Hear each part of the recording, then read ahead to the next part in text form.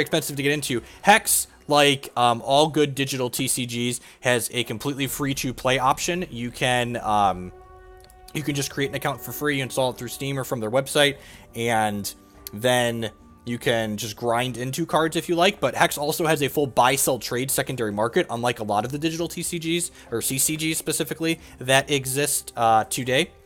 So you can just buy cards outright from a seller. Actually, hexprimal.com is a website kind of like MTGO Traders for Hex that buys and sells Hex TCG cards. This hand here, you can see I've kept a hand with only a single resource in it, but Hex, I mentioned they use the digital aspect to kind of reduce variance, and this resource has a mechanic called Fate Weave on it. So when I play this resource, I get to either choose a random resource or random non-resource from my deck and put it on top. So even though I only have one resource in this hand, I get to put a resource on top of my deck next turn. Oh no. Oh no, my opponent is actually playing a mill deck? Oh, that's bad for me. So this card sets up my next draw step, but this mills the top card of my deck. Alright, maybe we shouldn't have kept this because they're playing a mill deck. So one of the other things that Hex that's interesting, I didn't notice because I was talking to you all and explaining some Hexy stuff, is that you can see my opponent and I each have a different portrait here. And what this portrait determines is our champion. So when we play resources, we gain charges, and for 3 charges, my champion summons a Daybreak, which is a constant that gains me 1 life each turn. My opponent's champion here, for 4 charges, is kind of a Punisher mechanic. I get to choose either my opponent draws a card or I mill 5 cards off the top of my deck. So, we are not going to hit our second resource here guaranteed because I couldn't set it up because they have a mill card here. Whoopsie. So, and one of the things that's kind of nice is like in some formats, like when Magic Standard format has a lot of really aggressive decks in it, or Modern especially, there's a lot of times where like you lose game 1s because you kept a hand that's just like not good against the deck your opponent happens to be playing. In Hex, we can actually make educated decisions on like our mulligans before the first game even starts because my opponent's champion often tells me the type of deck they're playing. Like, in this game, I could have looked at my opponent's champion and gone, oh, they're playing a mill deck, I can't keep this one Fate Weave Shard hand because they're probably going to have cards that flip cards off the top of my deck. So I kind of get that extra information. Again, just like a nice way to reduce variance in the game because like that matchup variance where like you're a mid-range deck and your hand just lines up poorly, you lose a lot of games to that in games like Magic. Nothing Papa Goot is bad and Jeff should feel bad, right? Alrighty, I'm just going to go to the next game. So, one of the other things that's nice about Hex is that something that really annoys me with games like Eternal and Hearthstone is that those games are best of 1, and Hex is best of 3 on their ladder. So that's another thing that goes a long way towards reducing the variance in the game that you're playing is you get a reserves here. So if your deck's like not well positioned against a control deck game 1, you can have better cards in your reserves to make that matchup better or worse depending on what you're looking to do. So my opponent's deck probably doesn't have a ton of troops in it. So I'm going to cut some of my removal here and bring in Withering Gaze as discard.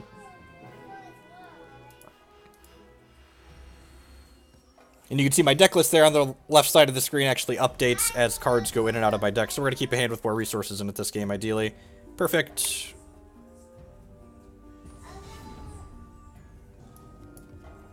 And this time my opponent likely can't mill cards in the first turn of the game, so I'm going to put a resource on top of my deck with that and hopefully draw it.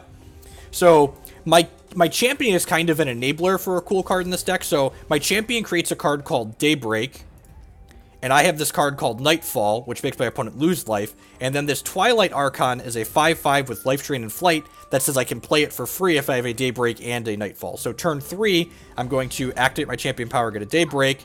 This turn, I'm going to play this Nightfall, and then on turn 3, next turn after I activate my champion power, I'm going to put this Twilight Archon into play for free, and hopefully apply a lot of relevant pressure to my opponent.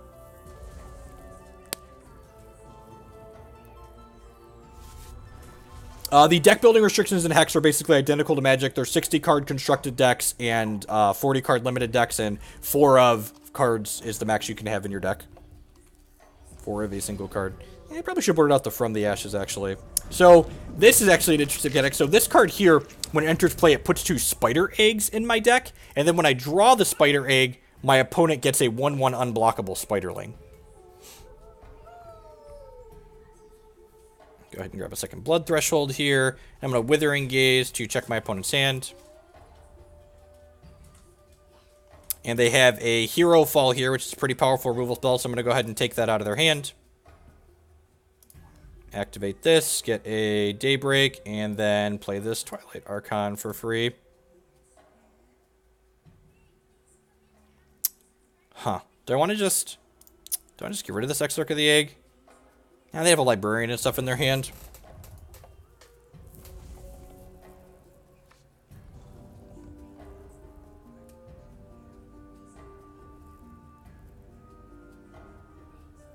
Major Well of Cunning.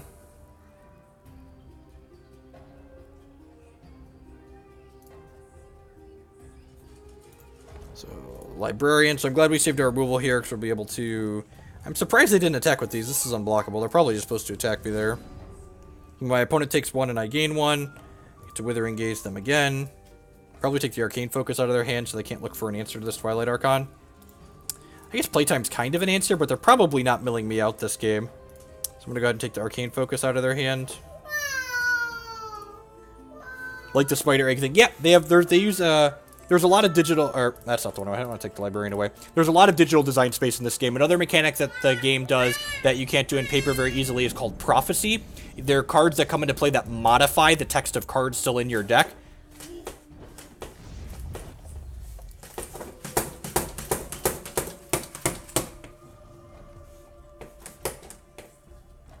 I drew another Librarian here. Good thing we have another Decree of Banishing.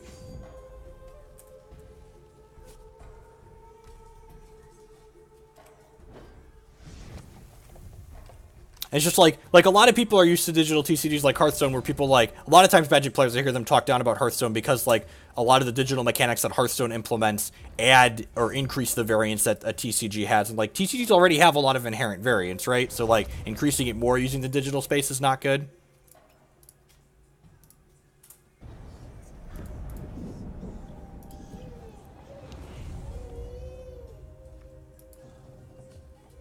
And a lot of these cards are just they're very possible in paper in it's an Exarch of the Egg.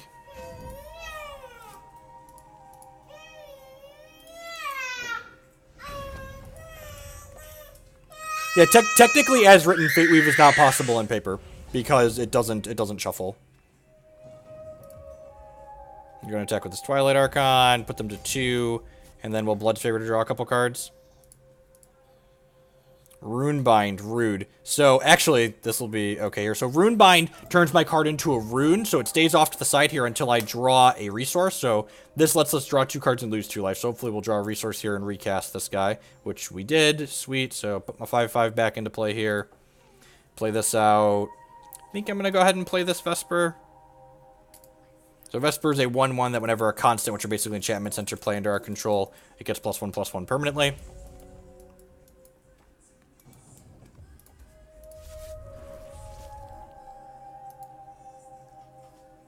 And we're just going to go ahead and mill 5 cards off our deck here as opposed to letting them draw a card. They're not close to milling us out. So they got another Spider out of the deal, but the Spiders aren't really pressuring our life total between our Daybreak and our Twilight Archon. Another Exarch of the Egg. So opponent kind of missequenced that there. The Exarch of the Egg puts eggs into my deck when it comes into play, so they probably should have played that before they activated this in case I chose to mill. So we know their last card is Playtime, so it's a Herofall. Go ahead and attack with Twilight Archon here. This puts them to 1, and then when we come back to our turn here, this Nightfall is going to deal 1 damage to them. So even if they find an answer to this Twilight Archon, they're also going to have to find an answer to this Nightfall or they're going to die. Concedes. Alright, so the Friendly Ashes actually seem pretty bad because I don't really want to kill my own board. I guess Blinding Ire is pretty good. It voids a blood card, and a lot of their important cards are blood. Yeah, the Spiderling Herofall is a bug. So they upgraded the Unity engine that the game runs on with their last patch, and there's a couple small graphical issues that they are pending on a fix for. None of them actually affect the gameplay right now, but they're supposed to be fixed before this weekend, I believe. Any more Cheerios? So when you zoom in on the card, it shows the correct artwork. Yeah, Blinding Ire is blood or wild card, so it seems reasonably powerful. For whatever reason, the graphical bug, it occurs when you cast the card Withering Gaze, which looks at our opponent's hand. So something is confusing it or switching it up after you Withering Gaze them.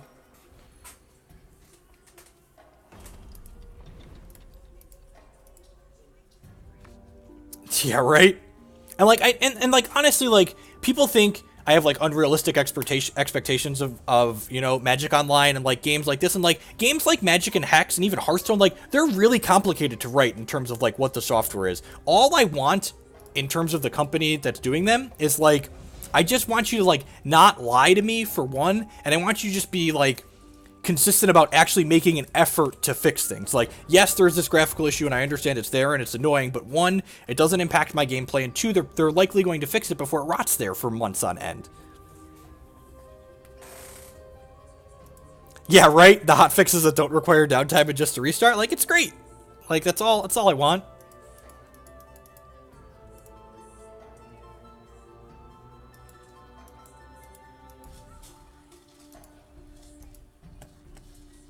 I'm glad we're not playing the low resource Fate Weave deck against our opponent. Because they're playing the mill deck.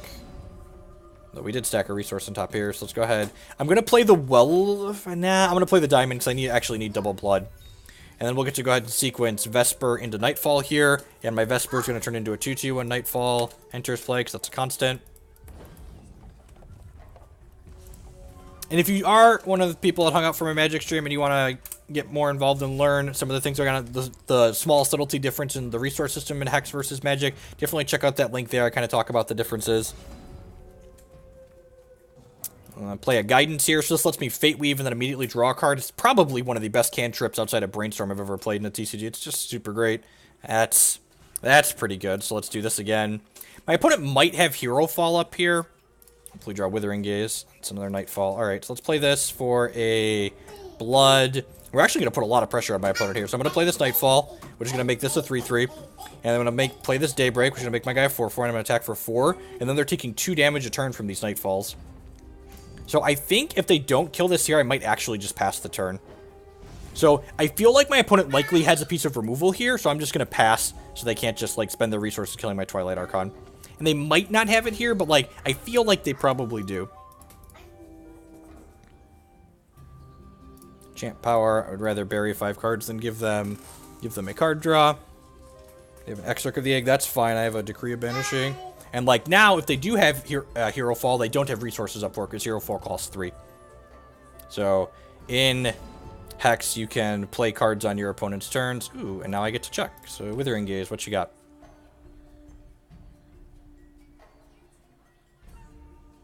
Playtime and 2 Verdicts of the Ancient Kings. Huh.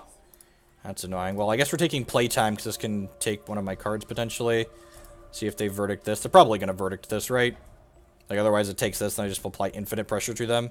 Yeah, so, and again, this card, when I zoom in on this, it's got the right artwork on it, but Withering Gaze makes it look a little bit wrong.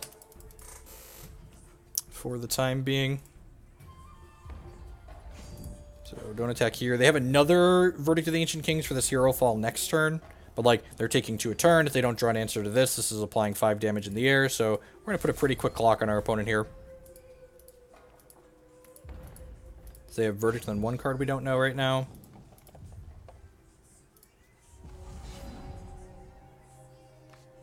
I'm just going to use my resources and force my opponent's hand on this Verdict of the Ancient Kings. I think they have to counter this Herofall.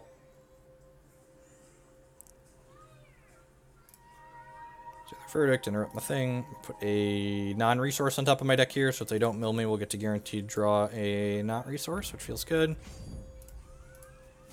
Yep, there are colors. Actually, you can see here at the bottom, so I'm playing a 2-shard deck, so I have Blood and Diamond cards in my deck, and I have Blood and Diamond thresholds down here, and my opponent's playing Sapphire and Blood. So your champion has threshold requirements. So like my champion requires I play Diamond, and my opponent's champion, I'm gonna bury the top half of my deck because they are just dead to these 2 Nightfalls plus this Twilight Archon.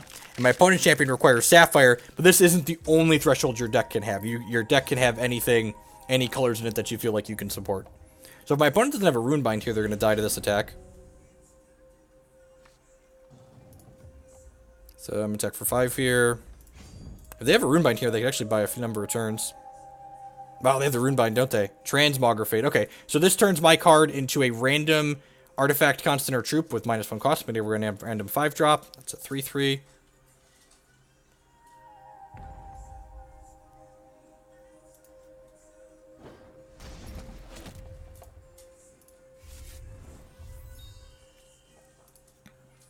In a lot of ways, Hex is just like Magic++. The resource system is a little bit optimized for digital. Do people ever play a champion in Nora just for some kind of static effect?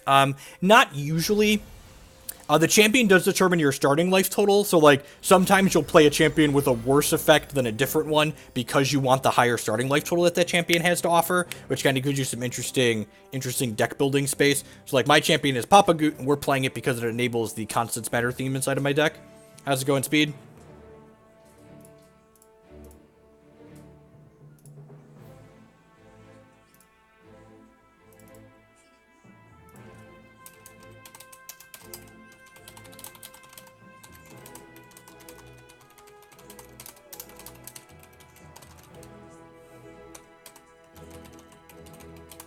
The deck's called Bobby Goot because Bob and Cheese built the deck. So, you know, credit where credit is due.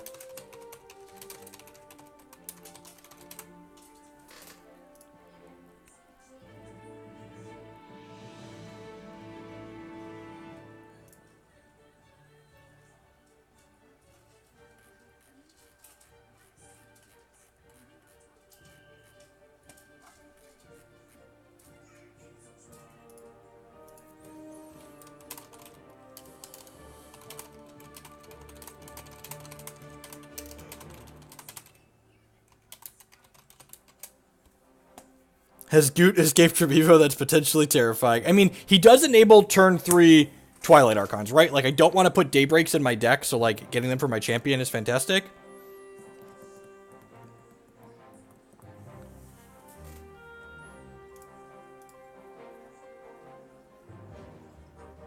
Get Goot. Get Goot, opponent. Get Goot.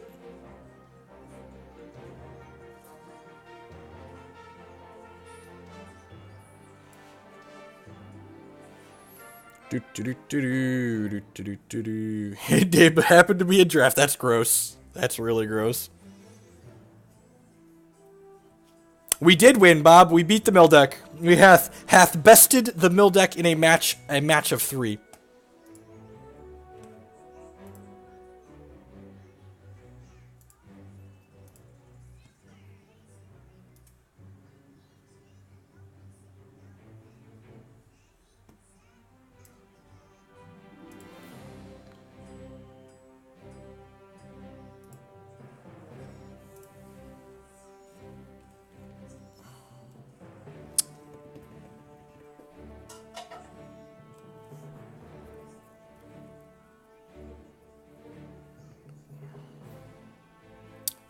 Waiting to queue, waiting to queue. Hi-ho, the cherry-o, waiting to queue.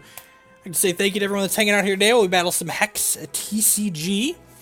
My name is Jeff Hogan. I'm a I am Jeff Hoagland, and I cannot talk this morning because my mouth is made of pure mush.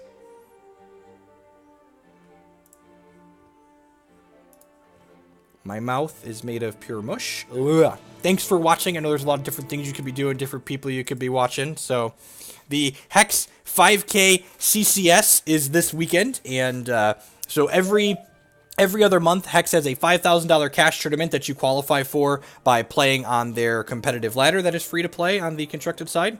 And the top 64 players get invited to that. So I've qualified, and I have a team of like 6 or 7 other Hexers that we work on with new deck ideas and new formats. So we have 4 of us that are qualified for the CCS. At least 3 of us are playing the same deck. So I think we like our chances. It's not this deck. I'm going to be honest and say I'm not streaming with the deck that we're going to be playing in that event. Hex is kind of a small community, so anything we play here on stream would probably get picked up fairly quickly. So.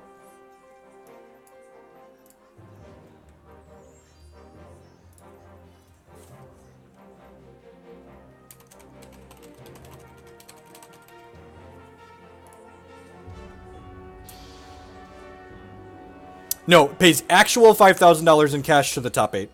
Every single weekend, in addition to those cash tournaments every other month, every single weekend, Hex has a $1,000 cash tournament that pays out additional in-game prizes to 5 through 32, but top 4 every week get $5,000 or get $1,000 cash. Actual cash monies. They PayPal you or send you a check. Seems a little medium, but like these ice can guarantee I Fate Weave. My opponent's not playing a mill deck most likely because they're playing Swamp Butt as their champion, and so these can guarantee I'll draw some non-resources here at some point. Can you do a post-CCS commentary stream for past draft last time you did for Magic Ally? That was great. Yeah, probably. I think I could probably swing that. Depending on how well we do, too. If we do well, we'll almost certainly do that. If we do poorly, I'm not sure I want to recast me losing a bunch. Mind Call. So this takes 2 cards out of my opponent's hand and then gives them -1 cost. So 2 of the cards in my opponent's hand are now cheaper. That's a fantastic draw because that means we're going to get to turn 3 Twilight Archon. Let's go ahead and put a random non-resource on top of my deck. Let's put this Nightfall into play because it makes my Vesper 1/1 larger. Go ahead and attack here. If I have some interesting games but still lose, we'll probably do it.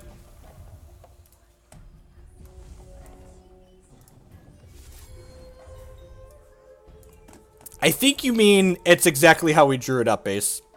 So Heart's Whisper lets them Fate Weave and then draw 2 cards. Unsure if Rick constructed or draft. Right, so Swamp Butt creates 4 cards called Swamp Gas and puts them into my opponent's deck. Deals 1 damage and then lets them draw a card. My opponent and I both just have really good draft decks. Man, our draw is super aggressive this game. That's why this deck's kind of sweet. Like, it's got more controlling draws with like Herofalls and From the Ashes and stuff, but it also is just like, alright, I went Vesper into Nightfall, into Daybreak, into Twilight Archon, just like, alright, hit you for 4, I have 9 power in play and you're draining 2 a turn.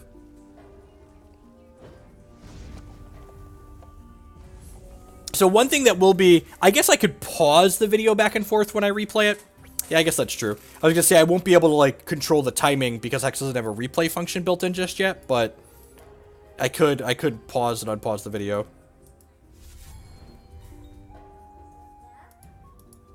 So opponent's Runic Diminishing. What a kick in the junk. So this transforms every card we control into a random card splash for cost. I'm not sure if these actually have something to turn into. Okay, so it's actually not as bad as I thought because these don't have something to turn into, so they don't change. Same with this. So, Runic Diminishing is not good against 1-cost things. It turns them into things that are slightly smaller. And there aren't, the only 0-cost thing in the game is there's a Sapphire 0-cost thing. We drew another Nightfall, alright. Which makes this bigger, so we're gonna hit them for 8, and then we're draining them for 3 a turn. Man, who said Nightfall wasn't playable? He must have been an idiot.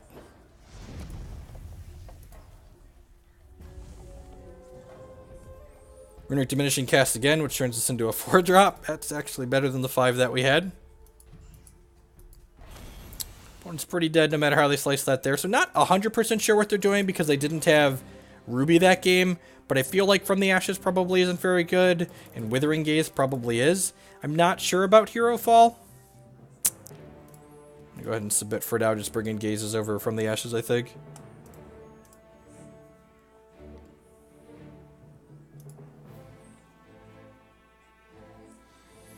Also, it feels like maybe Comcast finally fixed their issues. I have been streaming for 3.5 hours today and haven't dropped any frames on them, so while we're waiting on my opponent to start this next game, I'm going to run and change a diaper really quick. I'll be right back, folks. Don't go anywhere. Thanks for hanging out.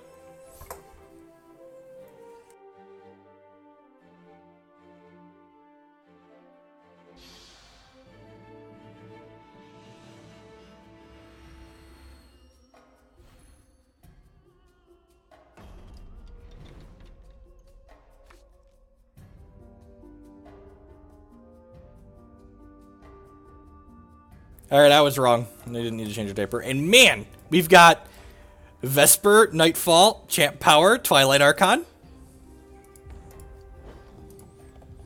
Well, you see, the good news is I'm getting rid of Comcast in 2 weeks. Put a non-resource on top of my deck. Next turn we go Vesper into Nightfall. It's a shard after all, right? Arcane Focus, yep.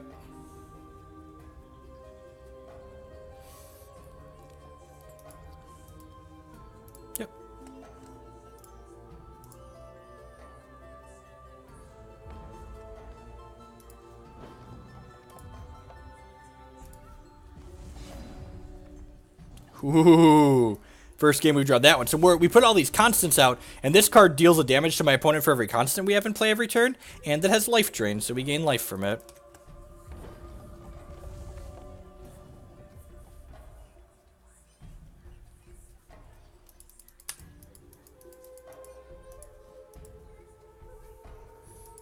The shard trumps that situation, Simple Monk. Because Runic Diminishing explicitly says it does not change the thresholds.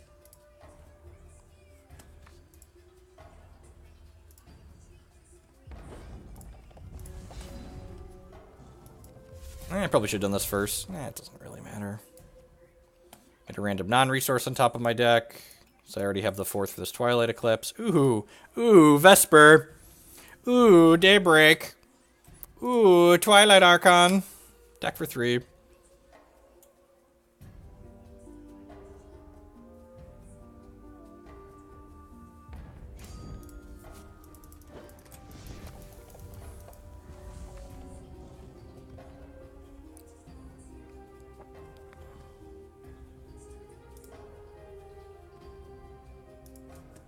Okay, there's a Mind Call, making 2 of their cards cheaper.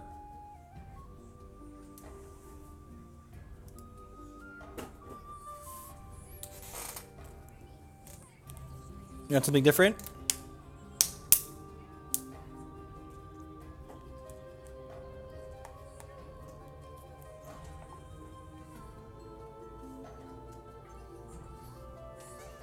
Sorry, opponent. Have to help Jake with his technology here real quick. There you go.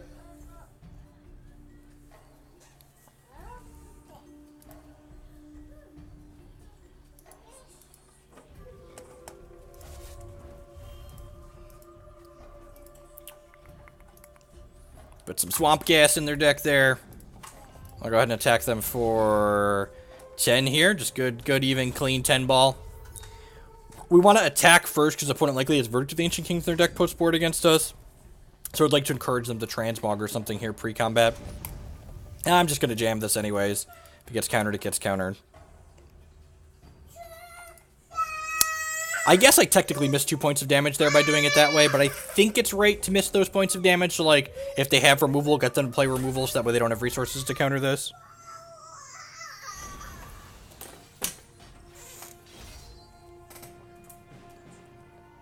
Opponent concedes. All right. Upward, onward, backward, forward to the next one.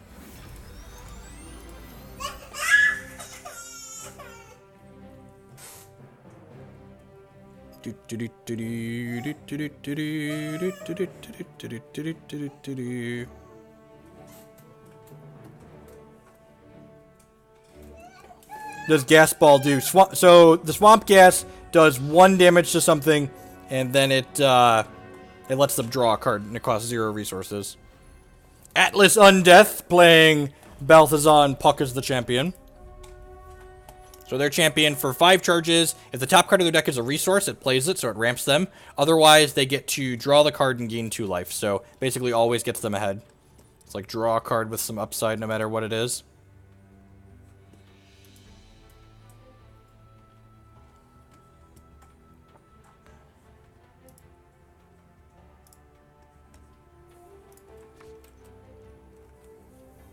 Yeah, Sand's pretty great.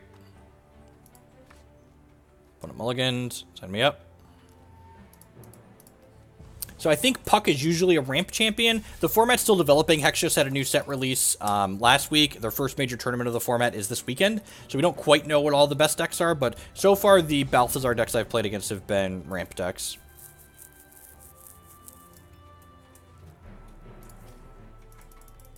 Put a resource on top of my deck.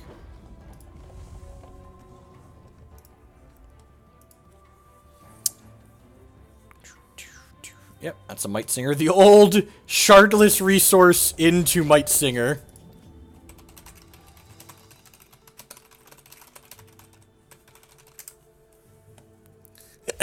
So Might Singer is a card that if you have 5 or more wild thresholds, it gets +5/+5 every turn, and my opponent just played a resource that doesn't make a shard.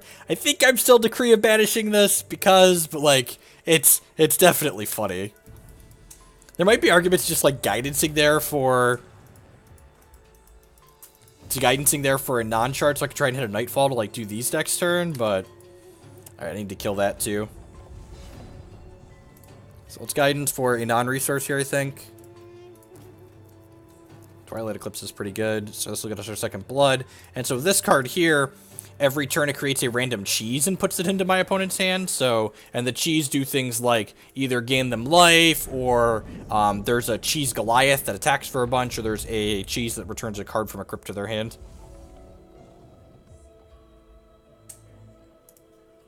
Yeah, it seems sweet Ralphalis. Did we play the other day, or was that someone else playing a deck similar to that? We played someone that was playing that kind of style of deck. So hopefully this Blood Favor draws a resource. Maybe I should have guidance for a resource last turn. Never punished. And the next turn we can stick this Twilight Eclipse and go to town with that, hopefully. Would you grade this set higher than the previous set? I don't love the limited in this set, but I also am like not a big limited player, so I don't think that that's a good metric for it. I've been enjoying the constructed so far, but the constructed format right now is definitely underdeveloped, so I don't know that I have a fair metric to judge the constructed on this far. I guess this was a bad attack because I have a block. They're not going to attack if I don't otherwise. Yeah, I shouldn't have attacked there. How much does this deck cost? That's a good question. Let me pull up my TCG browser. Cage Bomb. Deploy, destroy target card. Well, that's rude. So long, Twilight Eclipse, my old friend. My TCG browser estimates that this deck is about $90 to buy outright if you own nothing. I think most of that money is from the Ashes. Yeah, so 4 from the Ashes increase the cost of this deck by almost 50%. So if you just like Massacre's cheaper or play something else at the top end, you don't necessarily have to have this card in your deck. Cage Bomb is certainly an interesting one. I'm gonna grab a resource out of my deck with this. Blood Ice, I'm gonna put another resource on top of my deck here. And then next turn, we're probably gonna From the Ashes if we draw a non-slow resource. This card destroys, this is the expensive card, it destroys all troops in play, and then takes an opposing troop from their crypt and puts it into play under our control.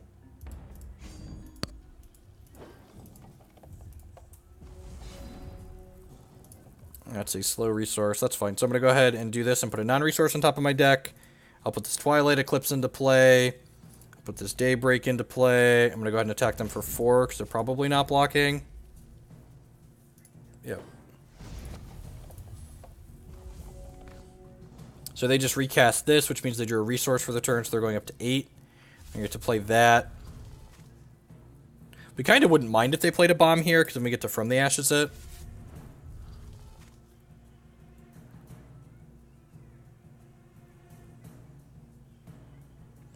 They play something that's really expensive, though. The Cage Bomb comes back to their hand, which is a little annoying. Oh, God. That voids all cards of the chosen number. I wonder if they're just getting rid of Twilight Eclipse again. Yeah, seems reasonable. I'm holding back the second Vesper because I plan to cast From the Ashes. Opponent's deck is kind of sweet. Cage Bomb and Eternal Seeker Ramp. They have lots of flexible... Oh! Oh, God! I don't have... Oh, I'm so dumb. This is a good example of Hex's resource system. I don't have double diamond threshold. I've only played 1 diamond resource this game. Well then, Guess we'll play this Twilight Archon out. Nice deck, nerd, right? And I could have stacked a resource on top of my deck that turn, but I stacked a non-resource because I thought I was guaranteed to cast this because I wasn't paying attention.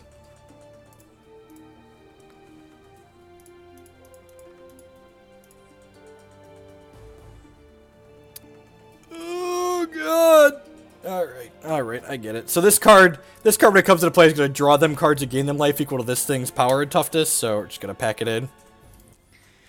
There's also a button down below the stream. If you're on mobile, tap the screen and press the I, and you will see a Hex Dex button on there. I don't really know if we want to board that much. Our deck seems pretty good this matchup. Blinding Ire is probably fine. Maybe cut this Journey. Cut a Blood's Favor.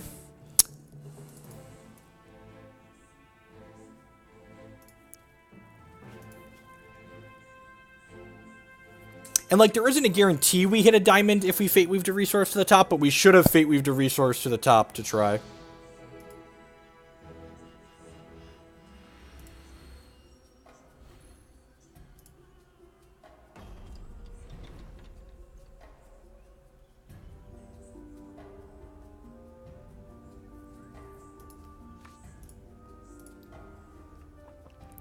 See, it needs a diamond, but this is going to draw us a shard. So, hopefully, if this hits a diamond, we're going to be in a pretty good spot because, like, the guidance can snowball us from there. Opponent's deck seems really well positioned.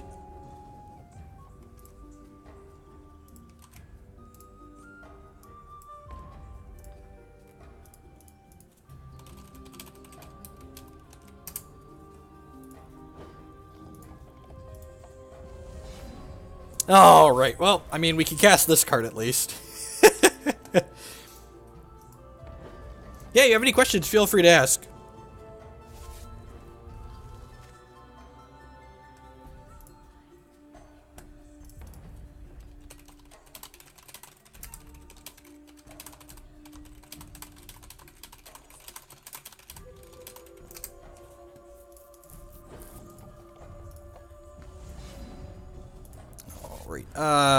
Am I killing their ramp? I think I'd rather save the Herofalls for, like, their actual threat, so I think we're just passing here.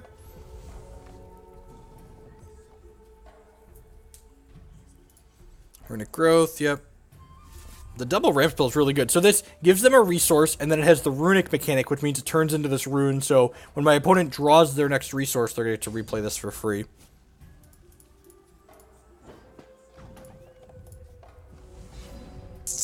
Man, these diamond cards are great. You could argue my life's like a diamond.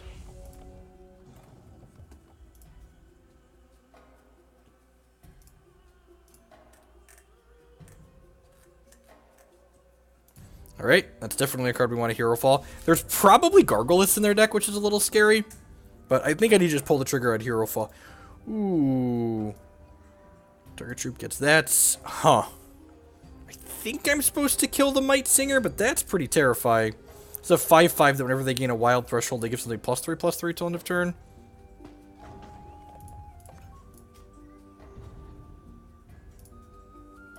Diamond.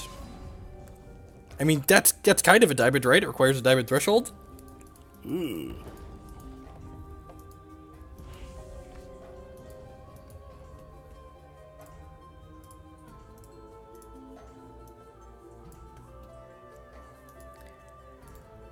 Oh, that's gross. If we miss a diamond and they get to keep this, we're gonna be, yeah, nice 2-shard deck.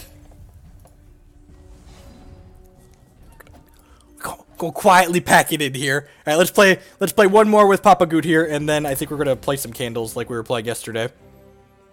I want to work on that candles deck.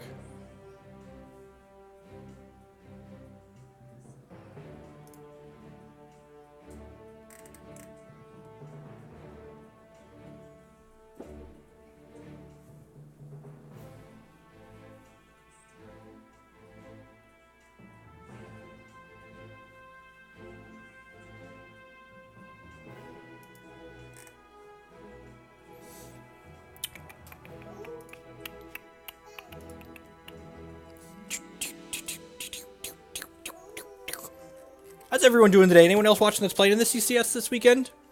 Got some sweet decks a brewing? Or are we mostly upgrading old favorites? There's definitely good old favorites to upgrade. With 6 less shards, that one never misses. Yeah, right? I'm going up 1 shard that deck. I think I'm going to play 17 today when we play it. And that one's 3 shards and never misses a threshold, right? Ooh, my opponent's got the jungle board. Sounds great. Hazara the Incinerator. For 7 charges, they summon a Burning Banner, which gives their troops 1 power and speed. What's the cost to enter the CCS? The CCS does not have an entry fee. It is an invite-only tournament. I think I'm going to put a non-resource on top of my deck here. So you have to qualify for the CCS every season. And the seasons are 2 months long. At the end of each 2-month season, the top 64 players on the constructed and limited ladder both get invited to the tournament. Whenever you play a resource, this gets plus. That's pretty good.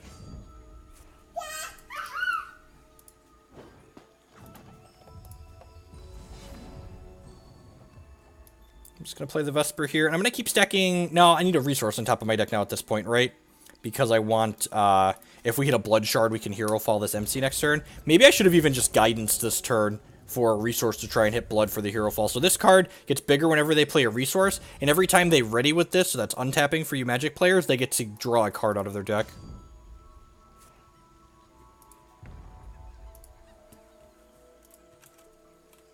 Really? Maybe we should play some of that then.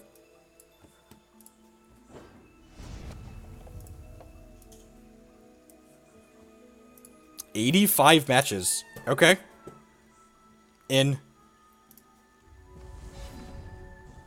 That's unfortunate. Guidance for a resource here.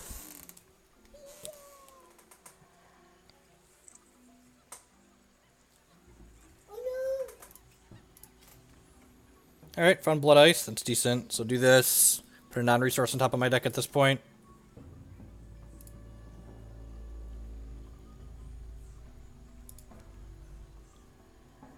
Yeah, it is. I was just about to say, it's very similar to the Ruby Wild Socket decks I played last season. Almost identical, in fact, right? It's got Lasgar's Vengeance in the main.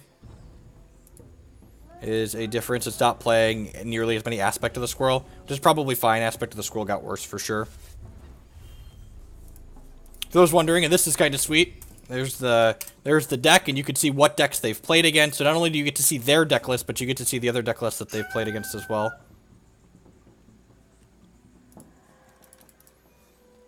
Can we beat a Dark Heart? I guess we get to Herofall it. So Dark Heart says every turn we have to sacrifice... We have to sacrifice one of our things. And they obviously have Lasgar's in their hand because they're ticking it down. Yeah, I mean, I guess they're Herofalling this. And then Herofalling this one next.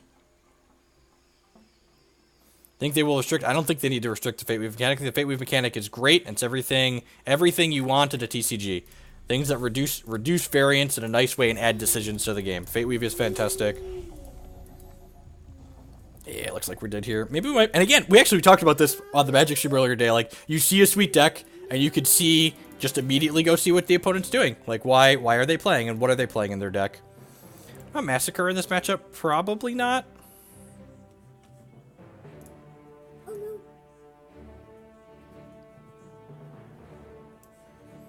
Fate Weave is such a powerful and elegant mechanic.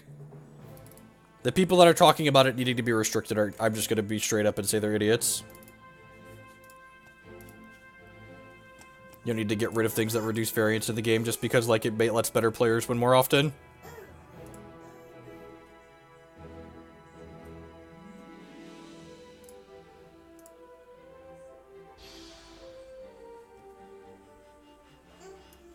Yeah, it's been kind of fun.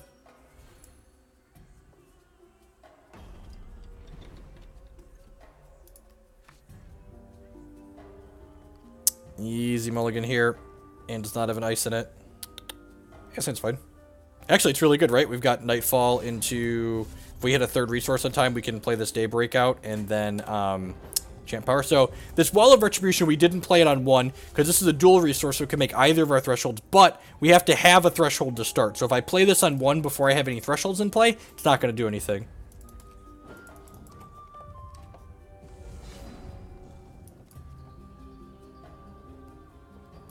Alright, and we hit a Vesper here too, so we get to go Vesper, Nightfall, and we just need to hit any resource next turn to go pop a Goot Twilight Archon.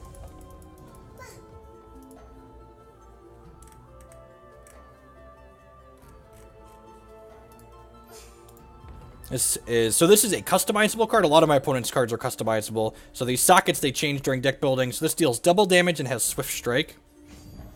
Not having Grandfather Elk as their champion makes this card a lot worse. It's good when I miss my third shard drop, though.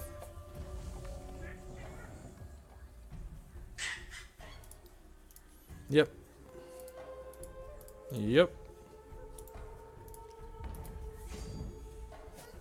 You want some Cheerios? You want Pretzels or Cheerios? Cheerios? Okay.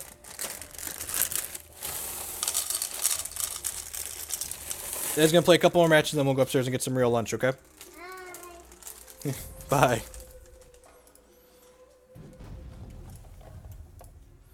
Blood Shard. Think that's gonna be too late. Maybe he can do it. We have to go ahead and play Twilight Archon for free here. Maybe he can hold down the fort. Opponent-specific resources, too. I can chump the rabbit with my Vesper next turn.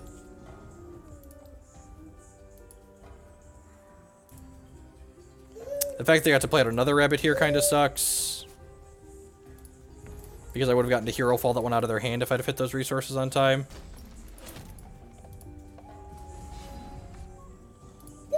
Herofall this guy. So it kills that rabbit and it takes all the other rabbits out of their deck in hand. Opponent's sleeves are kind of sweet. I think I'm just passing here. I can't really afford to attack, I don't think. Hopefully they can't play a troop this turn. If they can't play a troop this turn, this can't attack because it's only a 2-power double damage. So it only does 4, so I can't attack into my 5/5 profitably. They're playing a second MC out to make this be able to attack. Nice. Good and aggressive. We'll go to 4 from this hit. Then we're going to Decree of Banishing this, I think. Guidance is great. I'd love to hit a resource trap here.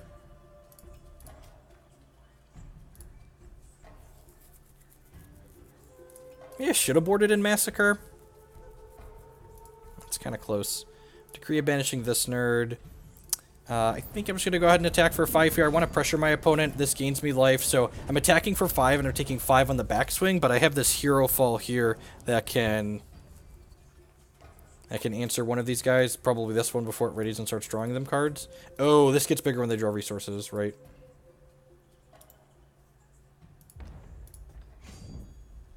So we're taking 6 here.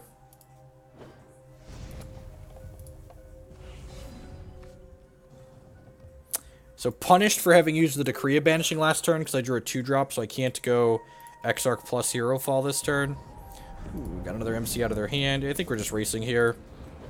They're going to 8, and then on my turn they're going to 7, so...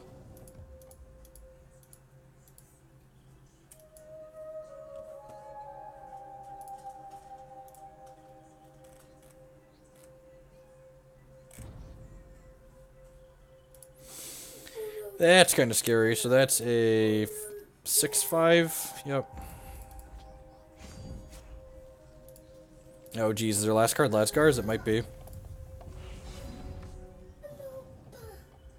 Alright, now we're just going to try and make them kill us here. If they have removal for this Exarch of the Egg, we're going to die, but we're going to 10 and we're putting them to 2, and then these 2 Nightfalls kill them next turn, so...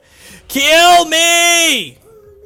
I'm actually just dead, right? Because this dies, and then the Blamsack kills me. Alright, yep. Alright, the Papa Goot experiment has gone horribly wrong. Let's play something else.